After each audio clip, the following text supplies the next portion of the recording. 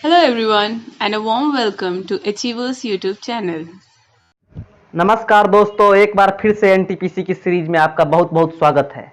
इसके पहले आप लोगों ने 10 सेट्स का अध्ययन किया है। आज हम आपके लिए लेकर आए हैं 11वां सेट, जो 2 अप्रैल 2016 में पूछे गए प्रश्नों पर आधारित है। उससे महत्वपूर्ण जीके जीएस के प्रश्नों को छांटकर आपके लिए लाया गया है, जो आपके आने वाले दिसंबर में जो एग्जाम्स होंगे एनटीपीसी की, उसके लिए बहुत ही महत्वपूर्ण साबित होंगे। तो दोस्तों, मुझे आशा है कि आप लोग पोस्ट मानसून दिनों का आनंद बहुत ही बेहतरीन तरीके से हमारी वीडियोज़ के साथ ले रहे होंगे। हमारी वीडियोज़ देखिए और मानसून का आनंद उठाइए। आई होप आपके तरफ भी ऐसा ही मौसम हो। यदि आपको बीच बीच में कभी कभी बैकग्राउंड में वर्षा की आवाज़ें सुने तो उसे बैकग्राउंड म्यूजिक मानकर आनंद करते चलिएगा। ठीक है दोस्तों, तो हम लोग शुरू करते हैं। शुरू करने से पहले वही, यदि आपने हमारे चैनल को सब्सक्राइब नहीं किया है तो सब्सक्राइब कर लीजिए, बेल आइकन को दबा लीजिए और बेल आइकन को दबाकर ऑल पर क्लिक कीजिए। बहुत सारे लोग सिर्फ सब्सक्राइब कर दिए हैं, बेल आइकन को नहीं प्रेस किए हैं। ये हमें कल यूट्यूब बता रहा था। उसके साथ साथ जो प्रश्न पूछे जाएंगे उसका कमेंट जरूर दीजिए, ताकि हमें पता चले कि आप लोगों ने वीडियो को एंजॉय किया है। ओके, तो हम लोग शुरू करते हैं और नए लोगों को भी ऐड करना नहीं भूलिए। ठीक है जी हाँ, तो आपके मोबाइल स्क्रीन पर पहला प्रश्न आज का हाजिर हो चुका है। प्रश्न की ओर चलते हैं। प्रश्न है, 1928 में अलेक्जेंडर फ्लेमिंग द्वारा खोजी गई पहली एंटीबायोटिक निम्नलिखित में से कौन सी थी? बहुत ही बेहतरीन काम किए थे कौन? अलेक्जेंडर फ्लेमिंग जी। ये एंटीबायोटिक की खोज किए थे, सबसे पहला एंटीबायोटिक का, जो कि पेनिसिलिन था। आपको पता होगा, आप लोग रट रट के याद किए होंगे लुसेंट के माध्यम से या जैसे भी, कि पेनिसिलिन की खोज किसने की? अलेक्जेंडर फ्लेमिंग ने की। लेकिन एक बात आपको कम ही पता होगा कि पेनिसिलिन की खोज इसने की थी, अलेक्जेंडर फ्लेमिंग ने इनकी खोज की थी, लेकिन इसे दवा के रूप में यूज करने लायक उसे शुद्ध परिष्कृत कौन किया था? अर्नस्ट बोरिस चेन ने किया था। ठीक है, तो ये बात आप लोगों को कम पता होगी। अच्छा, ये भी बात है कि जब दुनिया को पता चला कि पेनिसिलिन बहुत ही बढ़िया दवा है, एंटीबायोटिक है, जो उनके शरीर की प्रतिरोधक क्षमता को बढ़ाएगा, तब इन्हें नोबेल मिला। कब मिला नोबेल? 1945 ईस्वी में इन्हें नोबेल मिला। किनके साथ? उन्हीं के साथ जो इसको दवा के रूप में यूज करने लायक बनाए, अर्नस्ट बोरिस चेन के साथ अलेक्जेंडर फ्लेमिंग को 1945 में नोबेल मिला। और किस फील्ड में नोबेल मिला ये तो कंफर्म है आप लोगों को, फिजियोलॉजी अर्थात मेडिसिन के फील्ड में मिला है। ठीक है, तो ये था हमारा पहला प्रश्न। अब दूसरा प्रश्न देखते हैं क्या है। दूसरा प्रश्न है, भारतीय संविधान के अनुच्छेद 21A में निम्नलिखित में से किस अधिनियम का उल्लेख किया गया है? तो देखिए, 21K में क्या दिया हुआ है, शिक्षा के अधिकार में क्या दिया हुआ है, यह आपके लिए जानना बहुत ही जरूरी है। तो शिक्षा के अधिकार में लिखा हुआ है कि राज्य सरकार 6 से 14 वर्ष की आयु तक के सभी बच्चों को निःशुल्क एवं अनिवार्य शिक्षा प्रदान करेगी। 2002 में 86वां संविधान संशोधन हुआ था, आपको पता होगा। तो उसी समय यह प्राथमिक शिक्षा का अधिकार या शिक्षा का अधिकार अनुच्छेद 21K में जोड़ा गया। ठीक है। अच्छा, एक बात और, 21K की बात हो ही रही है तो एक बात और आप याद रखिएगा, जो निजता का अधिकार है, जब से आधार कार्ड बनने लगा तो ये बात चर्चा में आया था कि हमारा निजता, हमारा जो प्राइवेसी है वो कहीं बिक न जाए, इसलिए निजता का अधिकार भी आपको याद रखना है कि अनुच्छेद 21A में ही निजता का अधिकार भी दिया हुआ है। ठीक है, तो ये इतनी बातें हो गई। अच्छा, 21, अब ये तो आपको पता होगा कि जब भी ए लगा होता है, कोई भी आर्टिकल में ए लगा होता है, उसका मतलब क्या हुआ है कि उसमें संशोधन हुआ है। तो आपको पता होगा अब तक 100 से अधिक संशोधन हो चुके हैं। तो पहला प्रश्न आज का कमेंट में आपको उत्तर यही देना है कि लेटेस्ट संविधान संशोधन कौन सा है, मतलब अभी तक वर्तमान में हाल ही में इस साल या पिछले साल कौन सा संविधान संशोधन आपके लिए महत्वपूर्ण है, आपके एग्जाम्स के लिए महत्वपूर्ण है, उसके बारे में डिटेल से कमेंट कीजिएगा। ठीक है, ओके। अगले प्रश्न की ओर हम लोग चलेंगे। अगला प्रश्न है, भारतीय अंतरिक्ष विज्ञान का जनक किसे कहा जाता है? तो ये इस प्रश्न का उत्तर आप सभी लोगों को पता होगा, डॉक्टर विक्रम एस साराभाई। ठीक है, विक्रम एस साराभाई को भारतीय अंतरिक्ष विज्ञान का जनक कहा जाता है। बहुत ही टैलेंटेड आदमी थे। यदि इनकी बात करें तो ये 18 साल में ही अहमदाबाद में भौतिक अनुसंधान प्रयोगशाला लगा दिए थे, जो विश्व स्तरीय ऐसी पहली प्रयोगशाला थी। अच्छा, भारतीय अंतरिक्ष विज्ञान की बातें थोड़ा सा कर ले। चूंकि अभी आईपीएल का सीजन चल रहा है तो हम क्रिकेट के माध्यम से भारतीय अंतरिक्ष विज्ञान के जो महत्वपूर्ण लीडर थे उसको समझते हैं। आइए, तो जिस प्रकार से क्रिकेट में सौरव गांगुली जी हुए, हैं, सौरव गांगुली जी हुए, वो धोनी की योग्यता को पहचाने। ठीक है, तो उसी तरह से भारतीय क्रिकेट में, भारतीय अंतरिक्ष विज्ञान में विक्रम साराभाई की योग्यता होमी जहांगीर भाभा ने पहचानी थी, और फिर धोनी के जैसा डॉक्टर विक्रम साराभाई ने अन्य खिलाड़ियों की क्षमता जैसे एपीजे अब्दुल कलाम की क्षमता को इन्होंने पहचाना था। तो आप बहुत ही इजीली ध्यान रख सकते हैं कि होमी जहांगीर भाभा उस समय बहुत बड़े अंतरिक्ष विज्ञान के सर्वोपरि थे।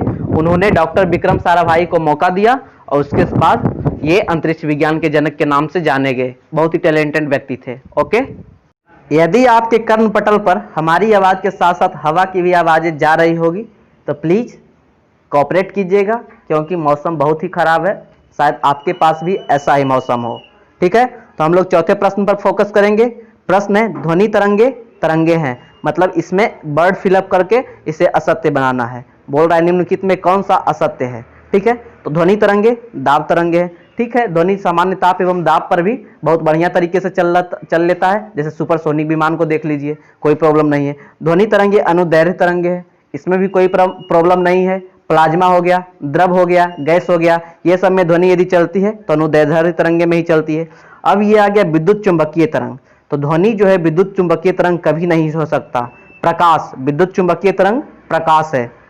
और यांत्रिक तरंग की बात करें तो ध्वनि तरंग यांत्रिक तरंग है, ये तो इसका बेस ही है। ओके, और बाकी ध्वनि को चलने के लिए मीडियम की आवश्यकता होनी बहुत ही जरूरी है, ये बातें आपको पता है। यदि मीडियम नहीं है तो आपको आवाज़ सुनाई नहीं देगा, मैं जो बोल रहा हूँ वो भी आपको सुनाई नहीं देगा। मीडियम का होना बहुत ही जरूरी है। ओके, जैसे आप लोग देखते होंगे अंतरिक्ष यात्री, सुनते होंगे कि अंतरिक्ष यात्रियों को आवाज़ सुनाई नहीं देता है, वो लोग इशारों से बात करते हैं। क्यों? क्योंकि वहाँ मीडियम नहीं होता है। ठीक है, वहाँ वैक्यूम होता है। तो इतनी बातें ध्वनि के लिए बहुत हो गई। अब हम लोग पांचवें प्रश्न, बहुत आसान सा प्रश्न है, इसके बारे में जानेंगे। प्रश्न है, निम्नलिखित में से कौन सा ध्वनि प्रदूषण का प्रभाव नहीं है? तो पशुओं की मौत होती है, ध्वनि प्रदूषण से पशुओं की मौत होती है। कर्णनाद मतलब कान का पर्दे फट जाना होती है।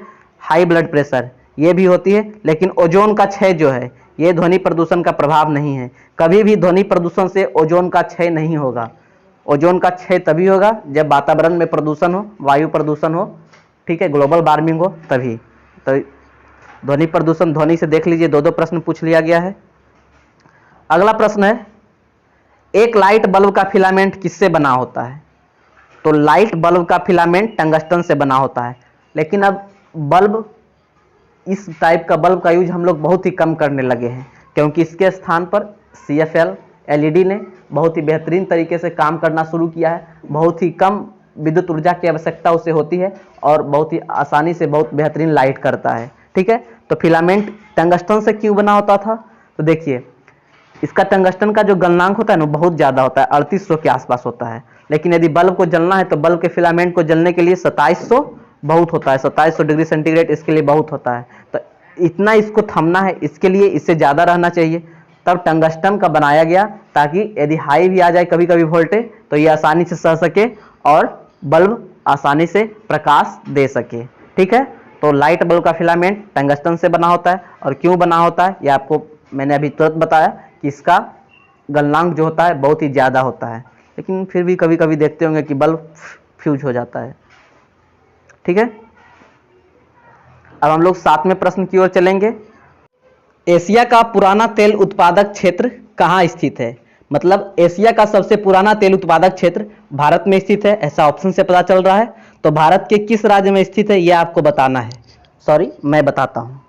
तो एशिया का सबसे पुराना तेल उत्पादक क्षेत्र असम में स्थित है, असम के डिगबोई में। आप लोगों ने इस नाम से बहुत बार वाकिफ होंगे, डिगबोई के नाम से। यदि बात करें कितना पुराना है तो 1889 में ही यहाँ तेल मिल गया था, तेल उत्पादक क्षेत्र हो गया था असम का डिगबोई। ठीक है, बाकी असम नॉर्थ ईस्ट का सबसे बड़ा राज्य, गुवाहाटी नॉर्थ ईस्ट की सबसे बड़ी शहर, ये सब असम के बारे में बात हो गई। असम के हाई कोर्ट भी गुवाहाटी में है। गुवाहाटी में असम के साथ साथ अन्य 3 पूर्वी क्षेत्रों को, नॉर्थ ईस्ट के राज्यों का भी यहाँ हाई कोर्ट है। तो इतनी बातें हो गई असम के बारे में, और बाकी बातें असम के बारे में आपको पढ़नी है तो वेबसाइट पर हमारा विजिट कीजिए। वेबसाइट है www.achieversweb.in। ठीक है, तो वहाँ पढ़िए, आपको बहुत सारी बातें मिलेंगी असम के बारे में। अगले प्रश्न की ओर हम लोग चलेंगे। मुगल साम्राज्य की स्थापना किसके द्वारा की गई थी? तो इस प्रश्न बहुत ही आसान सा प्रश्न है। इस प्रश्न का उत्तर है बाबर।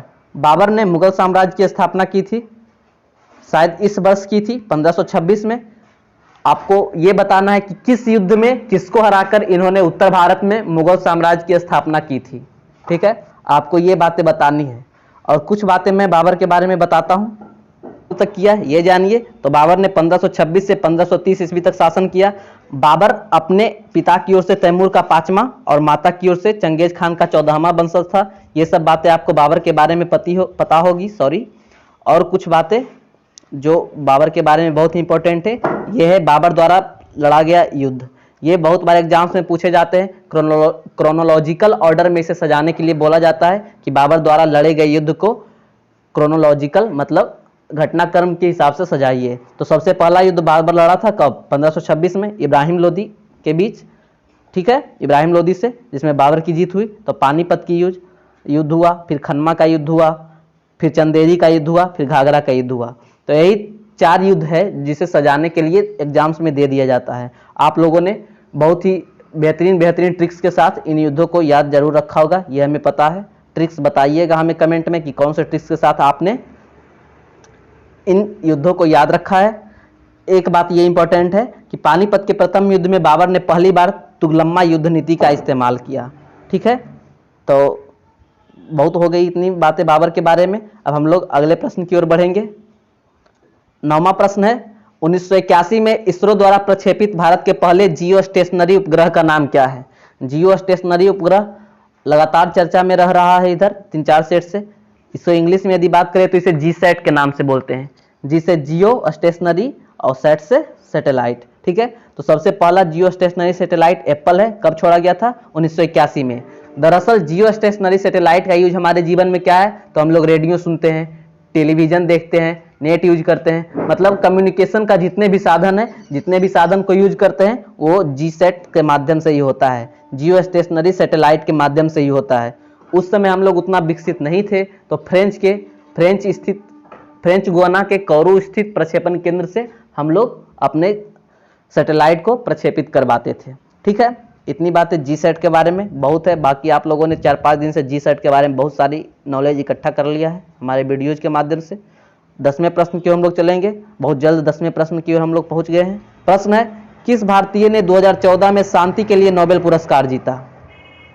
ये बातें बहुत ही इंपॉर्टेंट है। भारत का कोई यदि नोबेल पुरस्कार जीतता है तो कैलाश सत्यार्थी 2014 में शांति के लिए नोबेल पुरस्कार जीते थे, भारतीय थे। ये अपना पुरस्कार मलाला यूसुफजई के साथ साझा किए थे और मलाला यूसुफजई सबसे कम उम्र में नोबेल पुरस्कार करने वाली है। ठीक है, तो 2014 में शांति का नोबेल मिला था कैलाश सत्यार्थी को। क्यों मिला था? क्योंकि यह बच्चा और नौजवान में, ठीक है, बच्चा और नौजवान में पढ़ाई की अलख को जगाए थे, इसलिए इन्हें नोबेल पुरस्कार मिला था। अच्छा, कैलाश सत्यार्थी के बारे में बात करें तो ये कहाँ के थे, रहने वाले हैं अभी भी? तो मध्य प्रदेश के रहने वाले हैं। मध्य प्रदेश में आप लोगों ने विदिशा सुनी होगी, विदिशा, बेसनगर, गरुड़ स्तंभ, हेलियोडोरस, ये सब बातें आपको पता होगी। तो विदिशा के रहने वाले थे कैलाश सत्यार्थी। ये क्या किए थे कि बच्चों और युवाओं के दमन के खिलाफ जितना इनसे हो सका शिक्षण के अधिकार के लिए संघर्ष किए, इसीलिए इनको नोबेल मिला। और शिक्षा का अधिकार का आर्टिकल आज भी वर्णन हुआ है। आज ही सबसे पहला प्रश्न, दूसरा प्रश्न वही था कि शिक्षा का अधिकार हमारे किस आर्टिकल में है? तो 21 के ए में है। तो जब ये बच्चे को छुड़ाने जाते थे कहीं से, बंधक, यदि मान लीजिए बंधक बने हुए बच्चे, उन्हें छुड़ाने गए तो कई बार इन पर बहुत हमले भी हुआ। तो ये सब बातों को ध्यान रखते हुए इन्हें शांति का नोबेल दिया गया 2014 में। ठीक है, अब हम लोग 11वें प्रश्न की ओर पहुंच चुके हैं। प्रश्न है, भारतीय राष्ट्रीय कांग्रेस के पहले अध्यक्ष कौन थे? तो यदि भारतीय राष्ट्रीय कांग्रेस की बात करें तो सबसे पहले तो इसकी स्थापना आपको पता है 1885 में हुई है। ठीक है, कौन स्थापना किया? तो एओ ह्यूम ने किया। सबसे पहले एओ ह्यूम ने व्योमेश चंद्र बनर्जी को भारतीय राष्ट्रीय कांग्रेस का पहला अध्यक्ष नियुक्त किया गया। अब व्योमेश चंद्र बनर्जी की बात करें तो ये कलकत्ता के रहने वाले थे। इनके पप्पा जी जो थे, इनके पिताजी कलकत्ता हाई कोर्ट में जज थे। तो जब वो जज थे तो ये जो इनके बेटा जो जी थे व्योमेश चंद्र बनर्जी, वो वकील थे। इनका कुछ और नाम था, क्या नाम था वो आपको कमेंट में करना है कि व्योमेश चंद्र बनर्जी का दूसरा नाम क्या था। मिलता जुलता ही नाम था, ये आप कमेंट में कीजिएगा। ठीक है, धीरे धीरे करके हम लोग 12वें प्रश्न की ओर पहुंच चुके हैं। 12वां प्रश्न है, टेनिस में हार्ड कोर्ट वह कोर्ट होता है जिसकी सतह बनी होती है। मतलब टेनिस में 3 टाइप का कोर्ट होता है, हार्ड कोर्ट, क्ले कोर्ट और ग्रास कोर्ट। खासकर ग्रैंड स्लैम्स में, तो उसमें वही पूछ रहा है कि हार्ड कोर्ट कैसे बनता है। तो आपको पता होगा, नाम बता रहा है कि हार्ड कोर्ट है, तो इस किससे बनेगा? कंक्रीट से। मिट्टी से तो क्ले बनेगा, घास का ग्रास होगा, और कारपेट का कोर्ट पर तो ये हार्ड कोर्ट तो हो ही नहीं सकता, ये तो मजेदार होता है, गद्देदार होता है। तो हार्ड कोर्ट जो होता है वो कंक्रीट का बना होता है। अच्छा, हार्ड कोर्ट पर कौन कौन सा ग्रैंड स्लैम होता है ये आपको पता होगा? नहीं पता है तो मैं बताता हूँ। ऑस्ट्रेलिया ओपन और यूएस ओपन, दोनों ये जो ओपन होते हैं वे हार्ड कोर्ट पर होते हैं, और इस साल ये दोनों टूर्नामेंट हो चुके हैं। तो ऑस्ट्रेलिया ओपन की सबसे पहले बात किया जाएगा कि ऑस्ट्रेलिया ओपन के मेन विजेता मेन सिंगल्स में पुरुष एकल में विजेता कौन है? तो पुरुष एकल में विजेता नोवाक जोकोविच है। ये सब आपको पता होगा, कोरोना के पहले ये हो चुका था। और यदि नोवाक जोकोविच की बात करें तो ये कहाँ के हैं? सर्बिया के हैं। और महिला में ऑस्ट्रेलिया ओपन में महिला एकल में विजेता कौन है? तो सोफिया केनिन, अमेरिका की, पहली बार अमेरिका की सोफिया केनिन ऑस्ट्रेलिया ओपन जीती थी। अच्छा, अब इधर कुछ दिन पहले ही यूएस ओपन खत्म हुआ है, तो यूएस ओपन के पुरुष विजेता कौन है? तो डोमिनिक थीम, ऑस्ट्रिया के, पहली बार ग्रैंड स्लैम जीते हैं, ये ऑस्ट्रिया के थे जीतने वाले। और महिला की बात करें तो नाओमी ओसाका, जापान की, ये आपको पता होगा।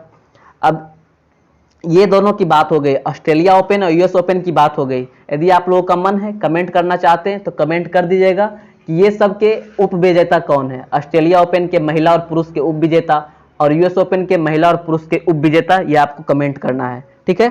तो अब हम लोग 13वें प्रश्न की ओर चलेंगे। प्रश्न है, वह एकमात्र अधातु कौन सी है जो कमरे के तापमान पर द्रव में बदल जाती है? तो इस प्रश्न का उत्तर ब्रोमीन। सोते समय भी आपको यदि पूछा जाएगा तो ये प्रश्न का उत्तर आप लोग जरूर देंगे। इस प्रश्न का उत्तर है ब्रोमीन। ब्रोमीन एकमात्र धातु है जो कमरे के तापमान पर द्रव में बदल जाती है। अच्छा, ब्रोमीन की यदि हम पीरियोडिक टेबल में बात करें तो वर्ग 17 में आप लोग हैलोजन नाम से परिचित होंगे, जिसमें फ्लोरीन, क्लोरीन, ब्रोमीन और आयोडीन है, F, Cl, Br और I।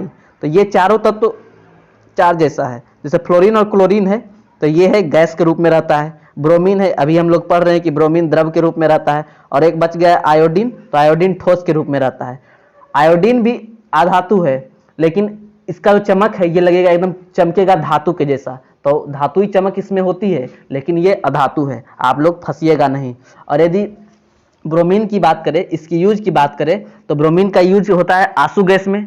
साथ ही साथ यदि इसके यौगिक से नींद की गोली भी बनाई जाती है, इससे कीटनाशक भी बनाया जाता है। और यदि ब्रोमीन का यूज कर रहे हैं आप लोग प्रयोगशाला में तो प्लीज ग्लोव्स लगा लीजिएगा, क्योंकि ये स्किन पर गिरेगा तो उसके टिश्यूज को बहुत ही क्षति पहुंचाता है। इसलिए यदि ब्रोमीन का यूज कीजिएगा तो संभल कर कीजिएगा। और ब्रोमीन का कलर क्या होता है, ये देखिए, जितने भी हाइड्रोजन ग्रुप के सदस्य हैं सब कलरफुल होते हैं, तो ब्रोमीन का कलर वही होता है, बादामी रंग का होता है, और ये तो आपको पता है कि यह द्रव के रूप में होता है। तो इतनी बातें ब्रोमीन की बहुत हो गई। अब हम लोग चलेंगे विलासिता के प्रश्न की ओर।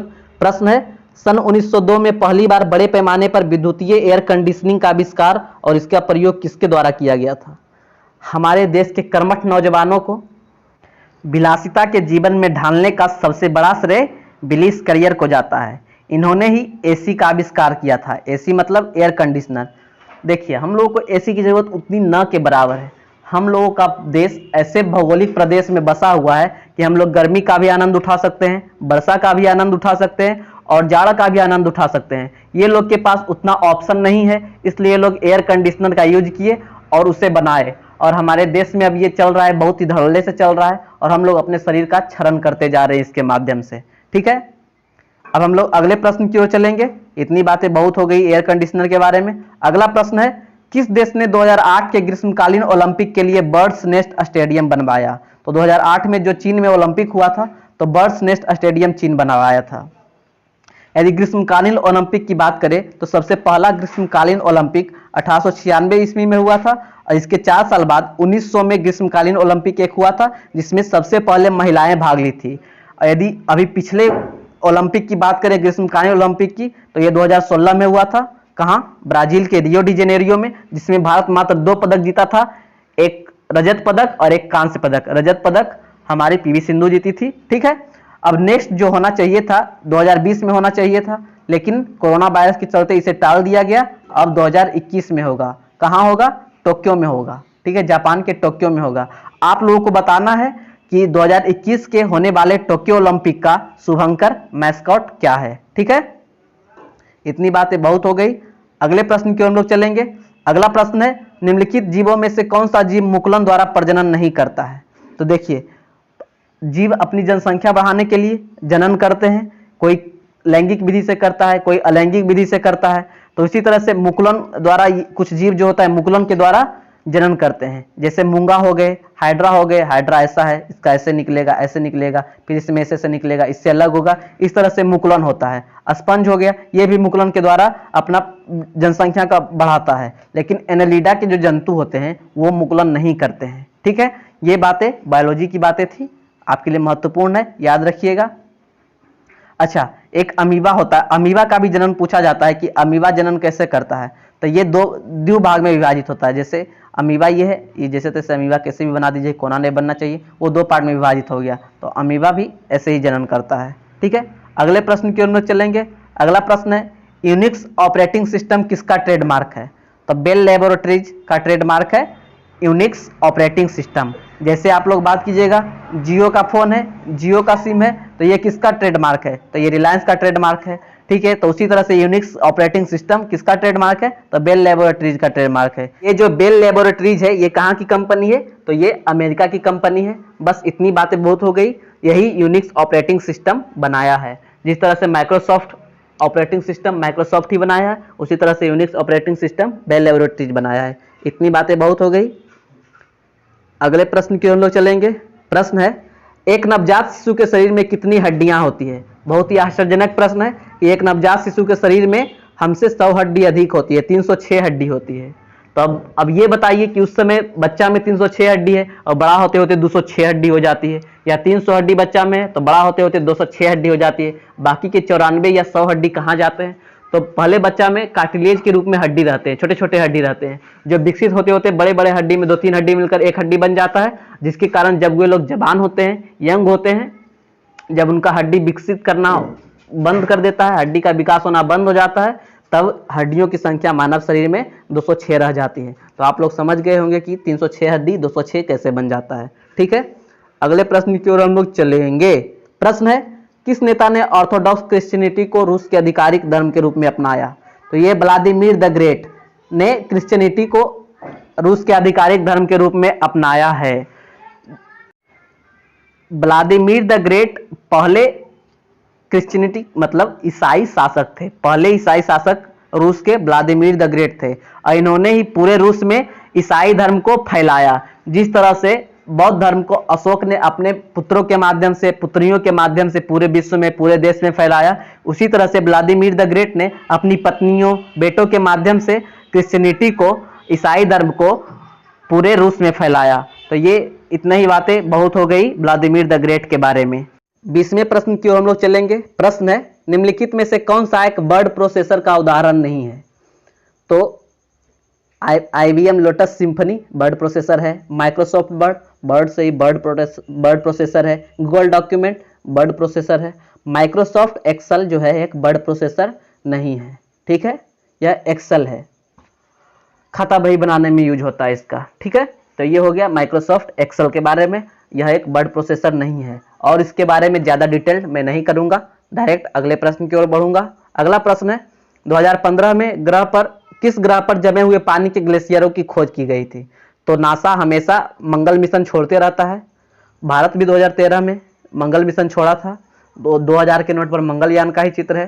तो मंगल ग्रह पर 2015 में पानी के ग्लेशियरों की खोज की गई थी जो जमा हुआ था। यदि मंगल ग्रह की बात करें तो सूर्य की दूरी के हिसाब से यह चौथा बड़ा ग्रह है, चौथा स्थान पर है। पहले स्थान पर बुध है, फिर शुक्र है, फिर पृथ्वी है, फिर मंगल है। ये हो गया मंगल का। मंगल की यदि बात करें तो इसे लाल ग्रह कहते हैं। ठीक है, मंगल के 2 ही चंद्रमा है, कौन कौन है? फोनोस है और डेमियोस है। ठीक है, अच्छा, मंगल ग्रह का एक इंपॉर्टेंट बात यह है कि मंगल ग्रह पर एक पर्वत नाम दिया गया है, ओलंपस मोन्स पर्वत नाम दिया गया है, यह मंगल ग्रह पर है। यह जो है माउंट एवरेस्ट से 3 गुना ऊंचा है। सोच लीजिए, यह ब्रह्मांड का सबसे ऊंचा पर्वत है। कौन? ओलंपस मोन्स पर्वत। ठीक है, इतनी बहुत हो गई मंगल के बारे में। हम लोग अगले प्रश्न की ओर चलेंगे। अगला प्रश्न है, C12H22O11 के रूप में किसे जाना जाता है? तो चीनी का रासायनिक सूत्र है C12H22O11। कार्बन के 12, हाइड्रोजन के 22 और ऑक्सीजन के 11 अणु को मिलाइए तो आपको चीनी प्राप्त होगा। मिला के देखिएगा चीनी बनता है या नहीं। आप लोगों को एक प्रश्न का उत्तर कमेंट में देना है कि चीनी का तो ये हो गया, आप लोगों को बताना है ग्लूकोज का रासायनिक सूत्र क्या होता है, ये आपको कमेंट में करना है। ओके, अब हम लोग 23वें प्रश्न की ओर चलेंगे। प्रश्न है, होमोसेपियंस के रूप में वर्गीकृत किए जाने वाले प्रारंभिक होमिनाइड्स थे। तो होमोसेपियंस मानव का वैज्ञानिक नाम था। तो ये विभिन्न चरणों में विकसित हुए। तो सबसे पहले पहला चरण जो था इनके विकसित होने का, इसे क्रो-मैग्नन नाम दिया गया। इसके बाद और विभिन्न चरणों में मानव वर्तमान मानव के रूप में विकसित हुआ। यह है इस प्रश्न का डिस्कशन, और इस प्रश्न के बारे में हमें कुछ जानना नहीं है, उसके बारे में और ज्यादा कुछ पूछेगा भी नहीं। अगला प्रश्न है, प्लेन नहीं प्लेग उन्मूलन की याद में मोहम्मद कुली कुतुब शाह द्वारा निर्मित स्मारक निम्नलिखित में कौन सी मीनार है। तो प्लेग के हट चले जाने की खुशी में मोहम्मद कुली कुतुब शाह ने 4 मीनार का निर्माण करवाया था। अच्छा, मोहम्मद कुली कुतुब शाह कौन है? तो यह कुतुब शाही राजवंश के 5वें शासक था। और यदि 4 मीनार की बात करें तो इसमें जैसा कि नाम से स्पष्ट है 4 मीनार है। ठीक है, और देखिए 4 मीनार की बात और एक है कि यह मूसी नदी के किनारे बसा हुआ है, हैदराबाद में है। तो 4 मीनार के बारे में इतनी बातें बहुत हो गई। ठीक है, बहुत ही शानदार बना हुआ है 4 मीनार, हैदराबाद में देखिएगा आप लोग जाके, यदि कभी आप लोगों को हैदराबाद जाने का मौका मिले तो। ठीक है, अगले प्रश्न की ओर हम लोग चलेंगे। अगला प्रश्न है, निम्नलिखित में से कौन सा यौगिक गुर्दे की पथरी का निर्माण करने वाला सर्वाधिक सामान्य यौगिक है। तो कैल्शियम ऑक्सलेट है जो गुर्दे की पथरी का निर्माण करती है। गुर्दे में पथरी, किडनी में पथरी हो जाता है, उसका निर्माण करने वाला सर्वाधिक यौगिक कौन है? तो कैल्शियम ऑक्सलेट इसका निर्माण करता है। आप लोगों को क्या करना है, कैल्शियम ऑक्सलेट का सूत्र, रासायनिक सूत्र का कमेंट करना है। ठीक है, कि कैल्शियम ऑक्सलेट का सूत्र क्या होगा। अगले प्रश्न की ओर हम लोग चलेंगे। बहुत ही शानदार प्रश्न है। प्रश्न है कि एक मानव जीव में औसतन कितनी स्वाद कलिकाएं मौजूद होती है। स्वाद कलिकाएं जिस तरह से देखते हैं कि ब्रश में छोटा लंबा होता है ना ब्रश में, उसी तरह से जीभ में बात करें तो जीभ में छोटा खुरदरा पॉइंट होता है, जिसे ही स्वाद कलिकाएं कहते हैं। स्वाद कलिकाएं का यूज क्या है? स्वाद कलिकाएं हमें स्वाद पता करने में मदद करती है, जैसे खट्टा है, मीठा है, तीता है, नमकीन है, ऐसा स्वाद कलिकाएं के माध्यम से ही पता चलता है। तो मानव शरीर में, मानव जीव में कितना स्वाद कलिकाएं होती है? तो 5000, 2000 से, ऑप्शन के हिसाब से देखिएगा तो 2000 से 8000 के बीच में स्वाद कलिकाएं होती है। हर एक 10 दिन में आधा कलिकाएं खत्म होती है और कलिकाएं फिर आधा नई जन्म लेती है। यदि बुढ़ापे की बात करें तो बुढ़ापे में ये सब अपने से विकसित नहीं होता है, जिस कारण ये एक बहुत ही महत्वपूर्ण बात है कि बुढ़ापा में पति पत्नी में खाना को लेकर उतना लड़ाई नहीं होता है। पता है क्यों? क्योंकि स्वाद कलिकाएं विकसित होना बंद हो जाती है, तब हमें उतना स्वाद पता ही नहीं चल पाता और वे लोग आराम से सुखपूर्वक शांति से रहते हैं। ठीक है, ये बात हो गई। 27वां प्रश्न है, $20 मिलियन खर्च करके ऑर्बिट में 8 दिन गुजारने वाला पहला अंतरिक्ष यात्री कौन था। तो यह डेनिस टिटो था। 2018 में या 14 में, ऐसा ही डेट इंपॉर्टेंट नहीं है, ये याद रखिए कि डेनिस टिटो पहले ऐसे व्यक्ति बन गए जो अंतरिक्ष के टूरिस्ट थे। मतलब पहले टूरिस्ट थे जो अंतरिक्ष में गए, पैसे से गए और आए। ठीक है, ये बिलियनियर थे। कहाँ के बिलियनियर थे? अमेरिका के बिलियनियर थे। ये इंपॉर्टेंट है, प्रश्न ऐसे भी पूछ सकता है कि अंतरिक्ष के पहले टूरिस्ट कौन थे। ठीक है, तो अंतरिक्ष के पहले टूरिस्ट कौन थे? डेनिस टिटो थे। ठीक है, बहुत ही पैसे वाले आदमी थे, इसलिए ये लोग बहुत पैसा खर्च किए थे, $20 मिलियन खर्च किए थे और 8 दिन अंतरिक्ष में रहे थे। ठीक है, 28वां प्रश्न कंप्यूटर से संबंधित। आप लोग देख रहे होंगे कि कंप्यूटर से 2-2, 3-3 प्रश्न पूछा जा रहा है। प्रश्न है कि जब कंप्यूटर स्विच ऑन किया जाता है तब ऑपरेटिंग सिस्टम हार्ड डिस्क से मेन मेमोरी में लोड होता है, उस प्रक्रिया को क्या कहते हैं। बहुत ही आसान सा प्रश्न है, इस प्रक्रिया को बूटिंग कहते हैं। कैसे? देखिए, याद रहेगा, आप लोग स्मार्टफोन यूज करते होंगे तो उसमें यदि फोन को रीस्टार्ट करना है तो बहुत सारे फोन में रीस्टार्ट के जगह पर रीबूट लिखा होता है, मतलब रीबूट करना उसे। तो उसी तरह से बूटिंग मतलब स्टार्ट करना, रीबूटिंग मतलब रीस्टार्ट करना। ठीक है, ये बातें हो गई। अगला प्रश्न है कि सफेद रेगिस्तान भारत के किस राज्य में स्थित है।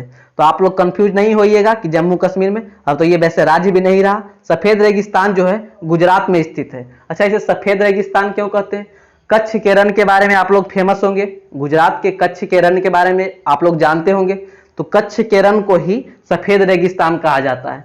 ऐसा इसलिए क्योंकि कच्छ के रण में नमक का उत्पादन होता है, बहुत ही अधिक मात्रा में होता है। तो नमक के उत्पादन के कारण वो पूरा उजला उजला हुआ रहता है, इसलिए उसे सफेद रेगिस्तान कहा जाता है।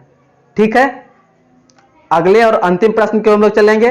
प्रश्न है, किंग जॉर्ज पंचम तथा क्वीन मैरी की यात्रा की याद में सन 1911 में भारत का कौन सा लोकप्रिय पर्यटन स्थल बनाया गया था? तो गेटवे ऑफ इंडिया जो मुंबई में है, किंग जॉर्ज पंचम तथा क्वीन मैरी की यात्रा के बाद इनकी याद में 1911 में इसे पर्यटन स्थल बनाया गया।